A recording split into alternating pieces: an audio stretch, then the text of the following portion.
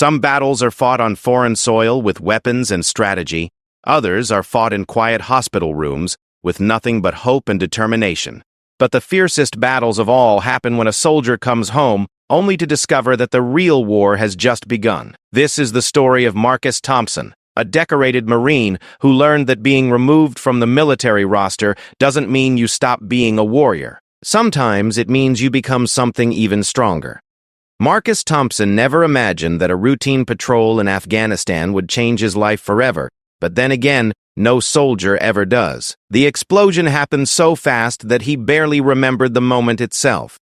1 second he was walking point for his squad through the dusty streets of Kandahar, and the next he was waking up in a military hospital in Germany, with doctors telling him his left leg was gone below the knee.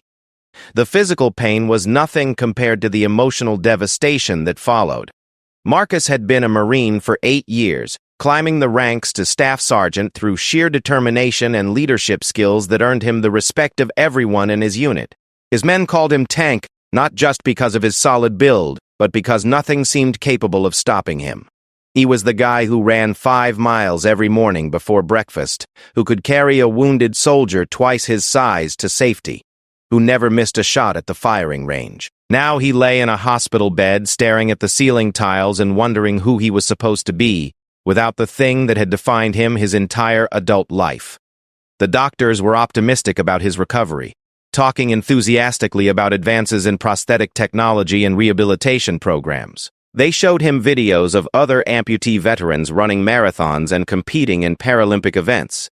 But Marcus couldn't see past the immediate reality that his military career was over. The medical review board was just a formality. Despite his protests and requests to remain on active duty in some capacity, the decision was final.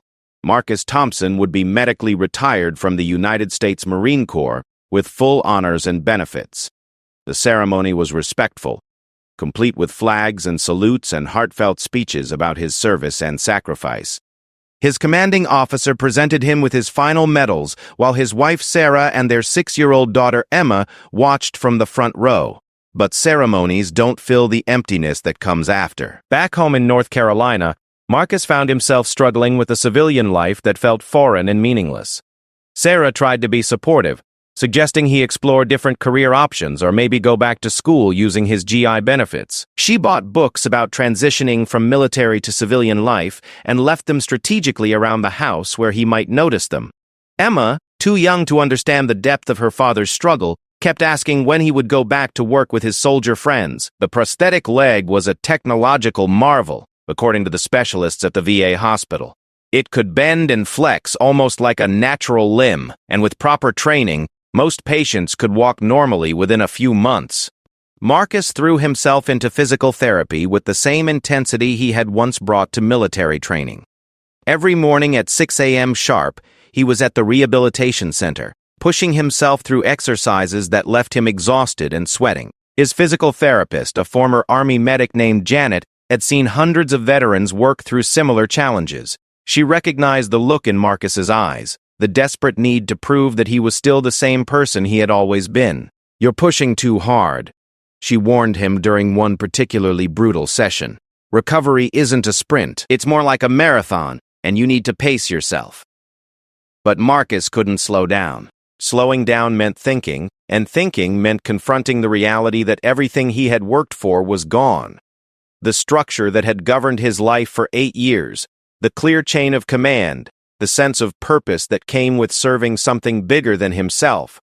All of it had disappeared overnight. He was 43 years old with no clear idea what to do with the rest of his life.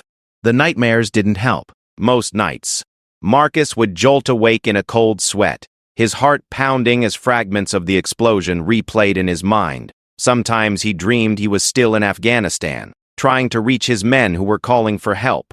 Other times he dreamed about the moment he realized his leg was gone, that sickening feeling of looking down and seeing emptiness, where part of himself used to be. Sarah bore the brunt of his frustration and anger. She was a nurse at the local hospital, used to dealing with people in crisis, but watching her husband struggle was different. This wasn't a patient she could comfort and send home healthy. This was the man she had married, the father of her child, and she was watching him disappear a little more each day. Their conversations became shorter and more strained. Marcus would grunt one-word answers to her questions about his day or his therapy progress. When she tried to talk about their future, about maybe taking a vacation or visiting her sister in Florida, he would change the subject or leave the room. Emma was the only person who could still reach him. She had inherited her father's stubborn streak and refused to be pushed away. Every evening when he returned from therapy, she would climb onto his lap and demand stories about his day.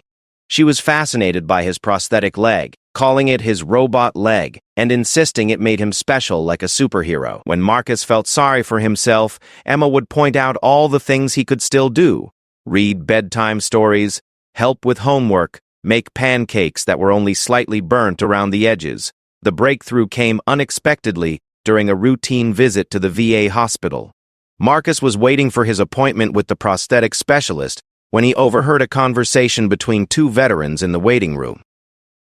One was a Vietnam vet who had lost both legs in a landmine explosion 40 years earlier. The other was a recent returnee from Iraq dealing with PTSD and struggling to find work. "The thing nobody tells you," the older veteran was saying, "is that coming home is just the beginning of your service. The military teaches you to be part of something bigger than yourself, right? Well, that doesn't end just because you're not wearing the uniform anymore. You just have to figure out what that something bigger looks like now." The younger veteran shook his head.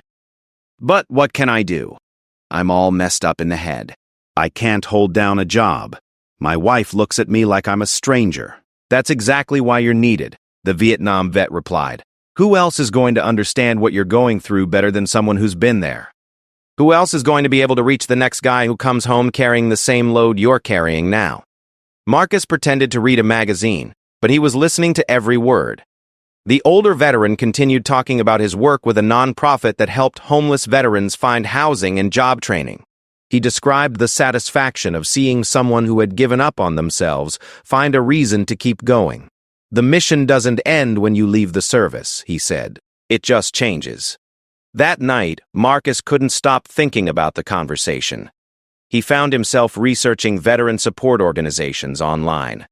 Reading about the challenges facing returning soldiers, the statistics were sobering: veteran suicide rates, unemployment numbers, stories of men and women who had served their country honorably, only to find themselves forgotten and struggling on the home front. For the first time since his injury, Marcus felt something other than anger and self-pity. He felt the familiar stirring of purpose, the sense that there was a problem that needed solving and maybe he was in a position to help solve it. It wasn't the same as being a Marine, but it was something. The next morning, instead of going to physical therapy, Marcus drove to the local American Legion post. The building was older and smaller than he expected, with a parking lot full of pickup trucks and motorcycles bearing Marine Corps and Army stickers. Inside, he found exactly what he was looking for: a community of veterans who understood the particular challenges of transitioning from military to civilian life. The post commander was a retired Air Force colonel named Bill Martinez, who had served in Desert Storm and later in Afghanistan. He listened as Marcus explained his situation and his newfound interest in helping other veterans. "We get guys like you in here all the time," Bill said. "Guys who think their usefulness ended when they left the service. Truth is, we need people like you more than you know. There's a whole generation of veterans coming home who need someone to show them that life doesn't end when you leave the military." Marcus started volunteering that same week. His first assignment was helping with a job placement program that connected veterans with employers who valued military experience. It was frustrating work at first. Many of the veterans he worked with were dealing with issues that went far beyond simple unemployment. Some were struggling with substance abuse, others with untreated PTSD, still others with basic life skills that the military had never taught them. But slowly, Marcus began to see progress.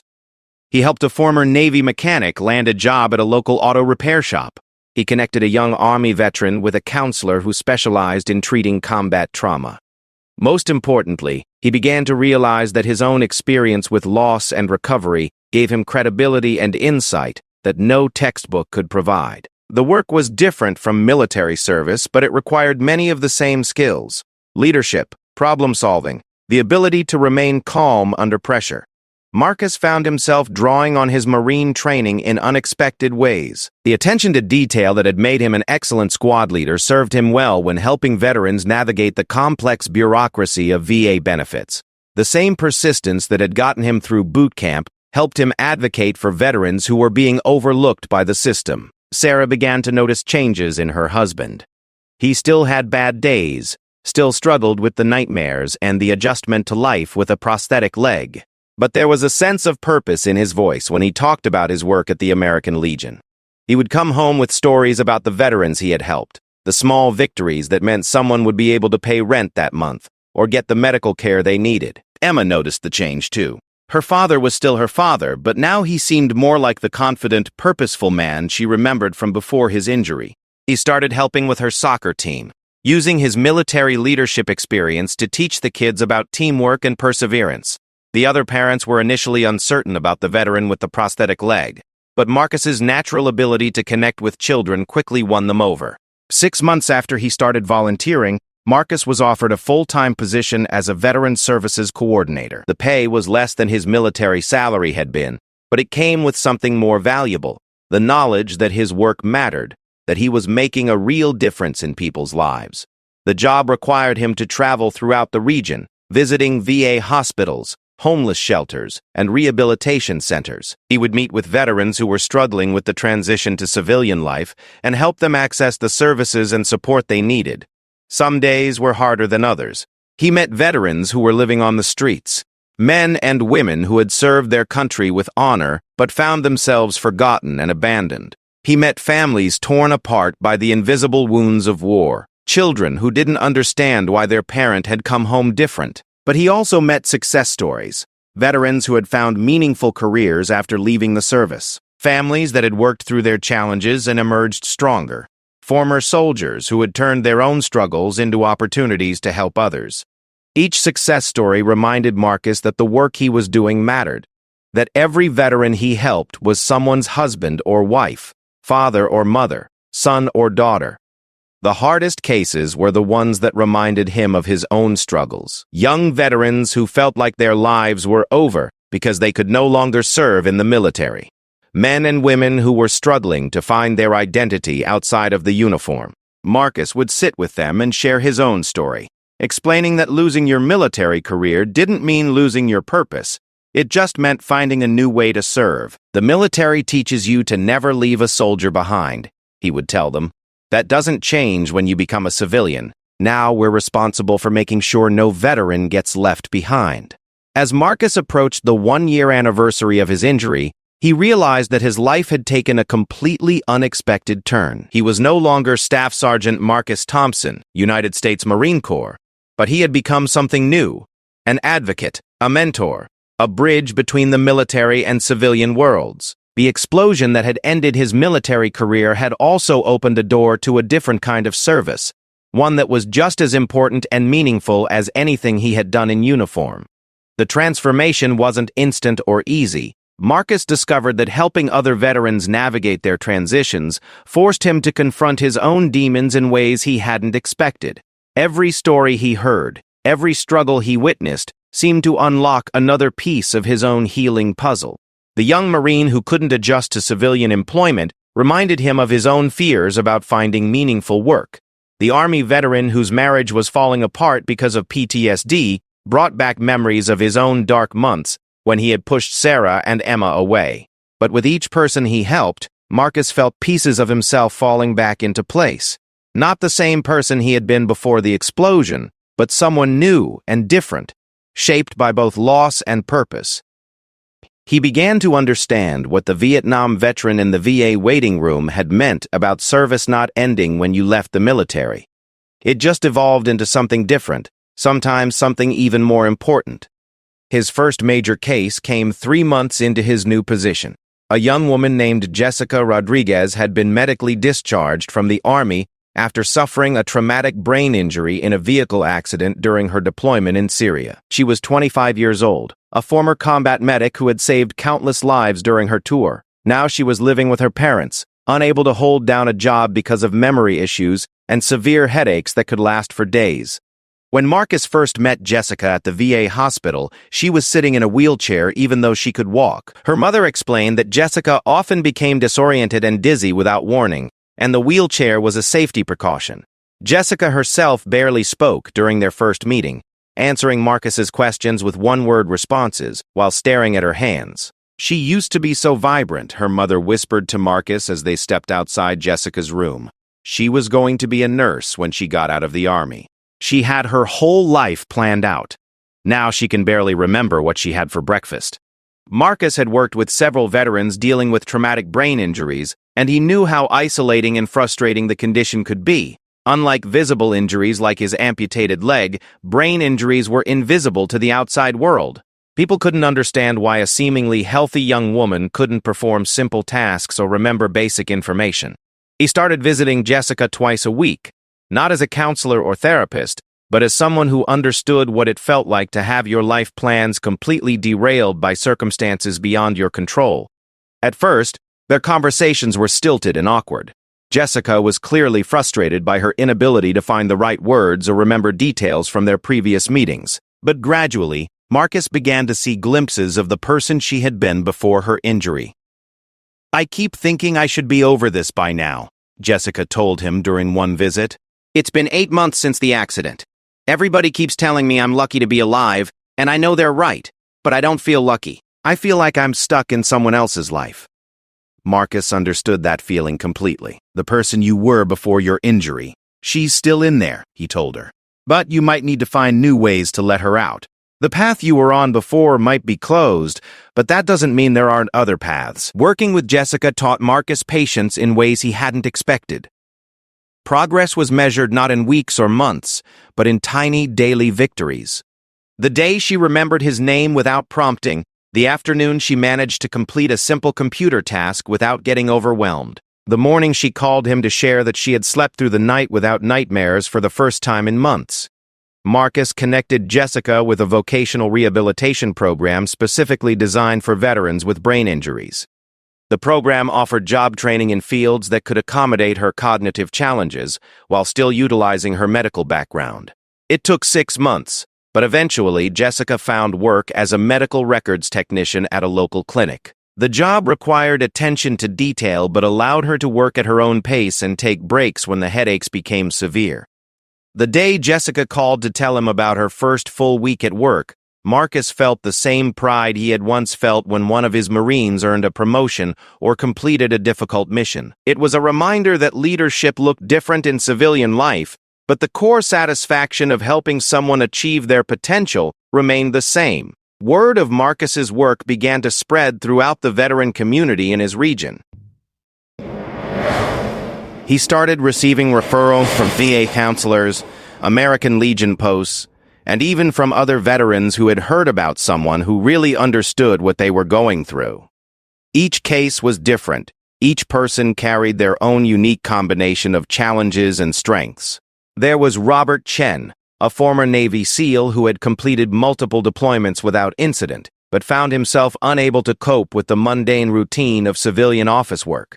The same hypervigilance that had kept him alive in combat made it impossible for him to concentrate in meetings or trust his co-workers. Marcus helped Robert find work as a security consultant, a position that utilized his military skills while providing the mental stimulation he needed. There was Maria Santos, an Air Force veteran who had been sexually assaulted by a fellow service member during her deployment. The trauma had made it difficult for her to trust authority figures or work in traditional corporate environments. Marcus connected her with a non-profit organization run by and for women veterans, where she eventually became a coordinator for their peer support program. There was David Kim, a former Army Ranger who had lost both arms in an IED explosion. David was struggling not just with the physical challenges of his injuries, but with the perception that he was no longer capable of meaningful contribution. Marcus introduced him to adaptive technology that allowed him to pursue his interest in computer programming. Within a year, David was working as a software developer for a company that specifically recruited disabled veterans. Each success story reinforced Marcus's growing understanding that veteran transition wasn't just about finding jobs or accessing benefits. It was about helping people rediscover their sense of purpose and identity outside of the military structure that had defined them for years. The skills and experiences that made someone an effective soldier didn't disappear when they left the service, but they often needed to be translated into civilian terms. Marcus began developing workshops specifically designed to help veterans identify and articulate their transferable skills. He would bring in employers who had successfully hired veterans and pair them with recent discharges who were struggling to find work. The workshops were informal affairs held at American Legion posts or VFW halls, with coffee and donuts and plenty of time for networking and conversation. One of his most popular presentations was called From Squad Leader to Team Manager. Marcus would use his own experience to illustrate how military leadership principles applied in civilian workplaces. He talked about the importance of clear communication, accountability, and mission focus. He also addressed the challenges veterans faced when entering workplaces that didn't operate with military efficiency and structure. In the military, when someone gives you an order, you follow it, Marcus would explain to his audiences. In the civilian world, you might need to ask questions, suggest alternatives, or even push back on decisions you think are wrong. That's not insubordination. That's good business, but it takes some getting used to if you've spent years following orders without question. The workshops attracted attention from beyond the veteran community. Local businesses began reaching out to Marcus, asking for advice on how to better recruit and retain veteran employees. He started consulting with human resources departments, helping them understand the unique strengths and challenges that veterans brought to the workplace. One of his most successful partnerships was with a large manufacturing company that was struggling with high turnover rates. Marcus helped them develop a veteran-specific recruitment program that emphasized the company's commitment to teamwork, continuous improvement, and clear advancement paths. The program was so successful that within 2 years, veterans made up nearly 20% of the company's workforce and had significantly lower turnover rates than non-veteran employees. But Marcus's most important work remained one-on-one with individual veterans. He had developed an unofficial network of contacts throughout the region: VA counselors, nonprofit leaders, employers, housing coordinators, and other service providers. When a veteran came to him for help, Marcus could usually connect them with someone who specialized in their particular challenge. The work was emotionally demanding in ways that military service had never been. In the Marines, Marcus had been trained to complete missions and move on to the next objective. But civilian service required a different kind of endurance, the ability to stay engaged with people's struggles over months or years, to celebrate small victories while remaining committed to long-term goals. Some days were harder than others. Marcus lost veterans to suicide despite his best efforts to connect them with mental health services. He watched families break apart under the strain of deployment trauma and difficult transitions. He met veterans who were so damaged by their experiences that they couldn't accept help, no matter how patiently it was offered. But the successes far outweighed the failures. Marcus kept a file of thank you notes from veterans and their families, cards and letters that arrived months or years after his initial contact with them. A wedding invitation from Jessica Rodriguez, who had met her future husband in her vocational rehabilitation program. A photo of Robert Chen's new baby, with a note thanking Marcus for helping him find the stability that made fatherhood possible. A graduation announcement from David Kim, who had completed his bachelor's degree in computer science while working full-time. Each note reminded Marcus that the ripple effects of his work extended far beyond the individual veterans he helped. When a veteran found meaningful employment, their children had more stability and opportunity. When a veteran accessed mental health services, their spouse and family could begin to heal as well. When a veteran discovered a new sense of purpose, they often became advocates and mentors for other veterans facing similar challenges. 2 years into his civilian service work, Marcus was invited to speak at a national conference on veteran employment. Standing at the podium in front of an audience of corporate executives, government officials, and nonprofit leaders, he felt the same nervous energy he had once experienced before leading his Marines into potentially dangerous situations. Veterans don't want charity, he told the audience. They want opportunity. They want to contribute. They want to be part of something bigger than themselves, just like they were when they served in the military. Our job isn't to take care of them, it's to help them find new ways to take care of others. The speech was well received, and Marcus found himself invited to speak at other conferences and events. He was careful not to let the speaking opportunities distract from his primary work with individual veterans, but he recognized that raising awareness among employers and policymakers was an important part of creating systemic change. His growing reputation in the veteran services community led to unexpected opportunities. He was appointed to a state advisory committee on veteran employment. He was invited to participate in a federal task force studying veteran suicide prevention. A major foundation offered him a grant to expand his workshop program to other regions. But the opportunity that meant the most to him came from an unexpected source. Emma's elementary school principal called to ask if Marcus would be willing to speak to the students about military service and sacrifice. The school was planning a Veterans Day assembly, and they wanted someone who could help the children understand what it meant to serve their country. Marcus was nervous about speaking to children. His work with adult veterans had given him confidence in his ability to connect with people who shared similar experiences. But he wasn't sure how to explain complex concepts like duty and sacrifice to 8- and 9-year-olds. Emma was his biggest supporter and harshest critic as he prepared his presentation. She helped him practice his speech, correcting his pronunciation and suggesting that he include more stories and fewer boring grown-up words. She also insisted that he wear his dress uniform, complete with all his medals and ribbons. The day of the assembly, Marcus stood in front of 200 elementary school students and their teachers, his prosthetic leg hidden beneath his perfectly creased uniform trousers. He had planned to talk about patriotism and service, but looking at all those young faces, he found himself telling a different story. "Sometimes people ask me if I'm sad about losing my leg," he began.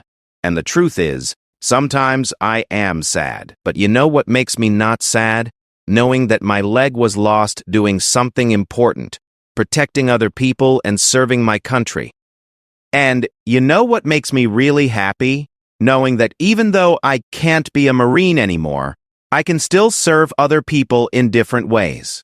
He talked about the veterans he had helped find jobs and housing. He explained how his own experience with loss had taught him to understand and help others who were struggling. He told them about Jessica and Robert and David and all the other veterans who had found new ways to contribute to their communities. "The most important thing I learned," Marcus concluded, "is that being strong doesn't mean you never fall down. Being strong means you get back up and find new ways to help other people when they fall down too." The children's questions were thoughtful and direct in the way that only children's questions can be. They wanted to know if his robot leg could run fast. They asked whether he missed being a soldier. One little girl asked if he ever felt scared, and Marcus answered honestly that yes, sometimes he did feel scared, but that doing important work was worth feeling scared sometimes. After the assembly, Emma waited for him by the gymnasium door, her face glowing with pride. "Dad," she said, slipping her hand into his, "I think being a helper is even cooler than being a Marine." Walking out of the school that day, Marcus realized that Emma was right. The work he was doing now was different from military service, but it was no less important. In fact, in some ways it was more challenging and more rewarding than anything he had done in uniform. He was still serving something bigger than himself, still leading and protecting and making a difference in people's lives. The explosion in Afghanistan had ended one chapter of his service, but it had also opened the door to another. Marcus Thompson might have been gone from the military roster, but he was standing stronger than ever, making sure that no veteran would be left behind in the battle to build a meaningful civilian life. 3 years after Marcus began his work in veteran services, he received a phone call that would change everything again. The voice on the other end belonged to General Patricia Hayes, a former Marine Corps commander who now worked for a large non-profit organization focused on veteran issues. "Marcus, I've been hearing your name come up in conversations all across the country," General Hayes said. "People are talking about the work you're doing in North Carolina, about the innovative programs you've developed and the results you're achieving. We'd like to offer you an opportunity to take that work national." The opportunity was both thrilling and terrifying. The nonprofit wanted Marcus to lead a new initiative that would establish veteran transition centers in major cities across the United States. The centers would provide comprehensive services, job training, mental health support, housing assistance, and peer mentoring, all under one roof.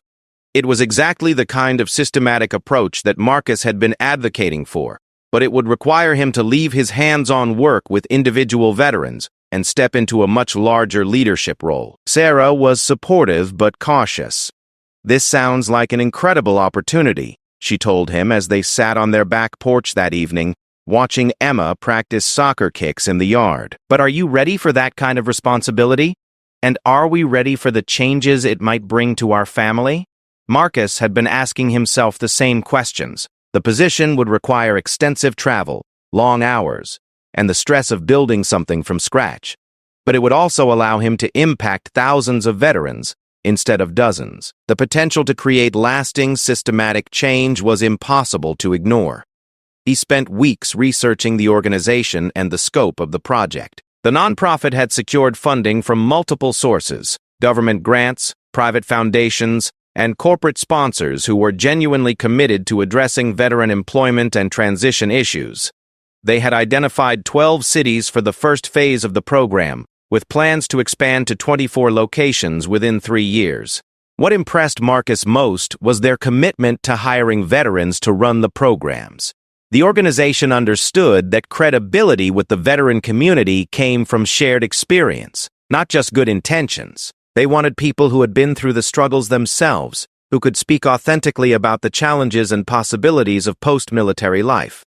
After much consideration and long conversations with Sarah, Marcus accepted the position. His title would be National Director of Veteran Transition Services, and he would be responsible for hiring staff, developing program curricula, and overseeing the implementation of services across all locations.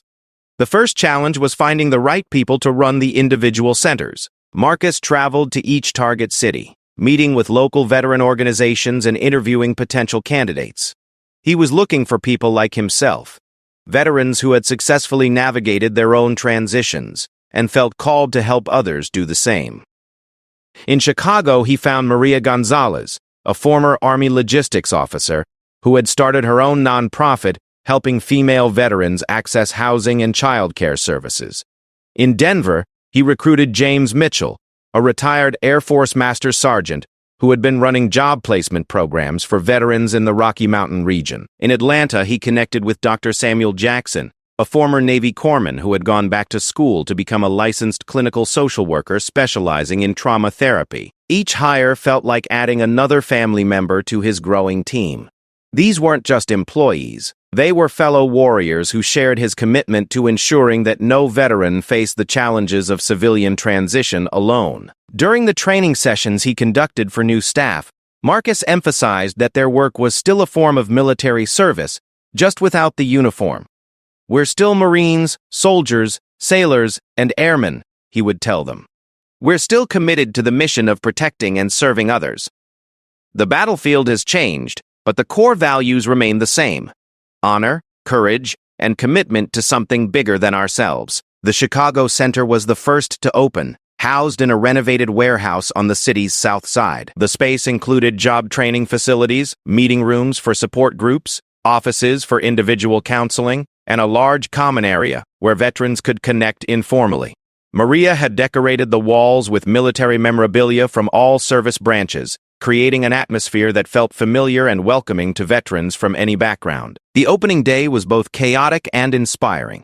More than 300 veterans showed up, many of them having heard about the center through word-of-mouth networks that seemed to operate independently of any official communication channels. Marcus watched as former Marines connected with Army veterans, as Vietnam-era soldiers shared stories with recent returnees from Afghanistan and Iraq, as men and women who had felt isolated and forgotten discovered that they weren't alone.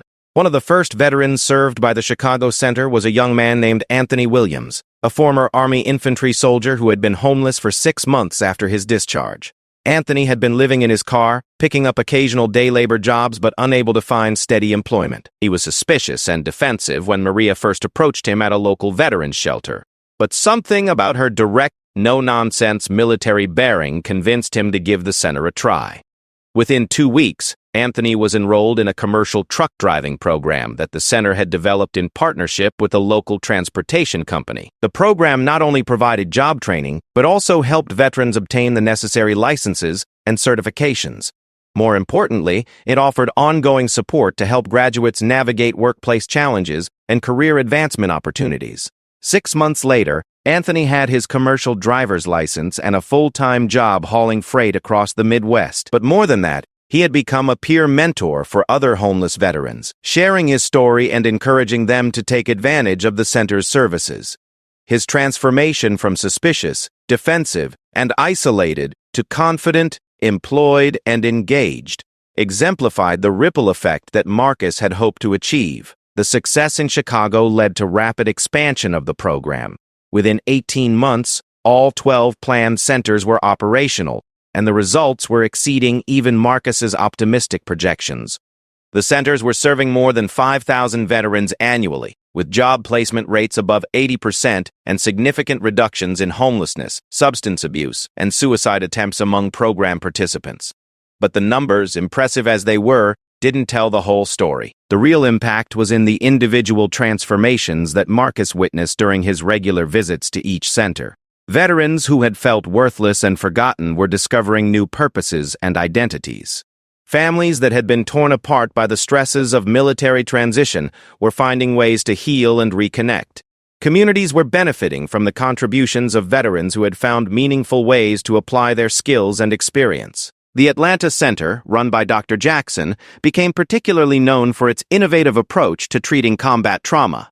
Instead of traditional therapy models, Dr. Jackson had developed group programs that combined clinical treatment with practical skill-building activities. Veterans worked together on construction projects, community service initiatives, and mentoring programs while processing their experiences and building coping strategies. One of Dr. Jackson's most successful programs paired recent veterans with older veterans from previous conflicts. The intergenerational mentorship provided perspective for younger veterans, while giving older veterans a sense of continued relevance and purpose. Marcus watched Vietnam veterans work with Iraq War veterans. Korean War veterans counsel Afghanistan returnees, and World War II veterans share wisdom with multiple generations of younger service members. The program's success attracted attention from policymakers and researchers studying veteran transition issues. Marcus found himself testifying before congressional committees, briefing Pentagon officials, and collaborating with academic institutions that were studying the effectiveness of peer support models for veteran services. One of the most rewarding aspects of his national role was the opportunity to see how the different centers adapted their services to meet the specific needs of their communities.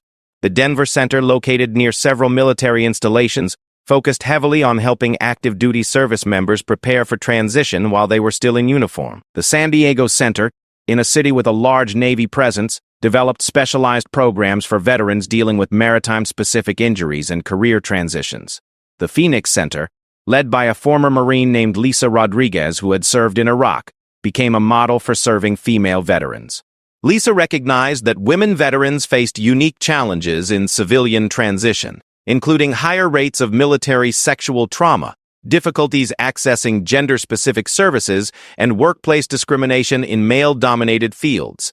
Her center developed specialized programs addressing these issues while maintaining the peer support approach that was central to all the center's success. As the program grew, Marcus faced new challenges that tested his leadership skills in ways military service never had. Managing a nationwide operation required different skills than working one-on-one with individual veterans. He had to learn about budgeting and fundraising, regulatory compliance and performance measurement, media relations, and political advocacy. The most difficult challenge came during the program's third year, when a government audit questioned some of the center's practices and threatened to cut federal funding. The auditors were concerned about what they saw as insufficient oversight and documentation of services provided. They wanted more formal procedures, standardized protocols, and detailed record-keeping that would demonstrate accountability for taxpayer dollars. Marcus understood the auditors' concerns, but he also knew that over-bureaucratizing the program could destroy the trust and authenticity that made it effective. Veterans came to the centers because they felt like places where they would be understood and respected, not processed through another government system. The challenge was finding ways to demonstrate accountability without losing the personal touch that made the program successful. Working with his center directors, Marcus developed new documentation systems that tracked outcomes while preserving the flexibility and individuality that veterans valued. They created standardized intake procedures that still allowed for personalized service plans. They implemented regular evaluation protocols that captured both quantitative results and qualitative testimonials from program participants. The audit ultimately validated the program's effectiveness and led to increased funding rather than cuts. But the process taught Marcus valuable lessons about the importance of balancing mission effectiveness with organizational sustainability.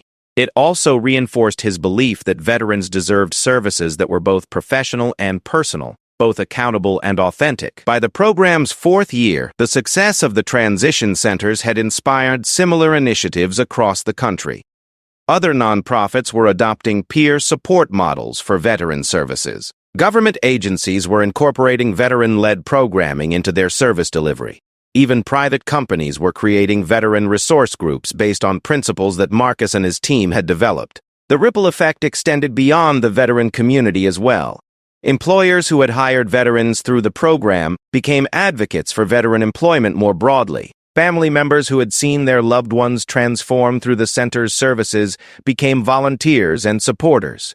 Community members who had witnessed the positive contributions of program graduates became more aware of and supportive of veteran issues. One of Marcus's proudest moments came when Emma, now 11 years old, announced that she wanted to follow in her father's footsteps and work with veterans when she grew up. "I want to help soldiers like you help soldiers," she told him. "But maybe I'll help the kids of soldiers too, because sometimes they need help understanding why their moms and dads are different when they come home." Emma's observation reminded Marcus that the impact of military service and veteran transition affected entire families, not just individual veterans. It also reminded him that the work he had begun would continue long after he was no longer able to do it. The next generation was already learning the values of service and sacrifice, commitment and community support that would be essential for helping future veterans make successful transitions to civilian life. As Marcus reflected on the journey that had brought him from that hospital bed in Germany to a national leadership role in veteran services, he realized that the explosion that had ended his military career had actually been the beginning of something much larger. His individual service as a Marine had touched the lives of his fellow service members and the communities where he was stationed. But his civilian service had created systems and programs that would impact thousands of veterans for years to come. The young staff sergeant who had defined himself entirely through his military identity could never have imagined becoming the national leader who was reshaping how America supported its veterans. But Marcus Thompson had learned that identity wasn't fixed, that purpose could evolve, and that sometimes the most meaningful service came after you thought your service was over. Standing in the newest transition center in Seattle, watching veterans from multiple generations and service branches working together to build better futures for themselves and each other, Marcus understood that he had found his true calling. He had gone from the military roster to something even more important. He had become part of a movement that ensured no veteran would ever be left behind, no matter what challenges they faced in their journey from soldier to civilian to community leader. The mission continued, just in a different uniform. And Marcus Thompson, once removed from the roster but now standing stronger than ever, knew that this was exactly where he was meant to be.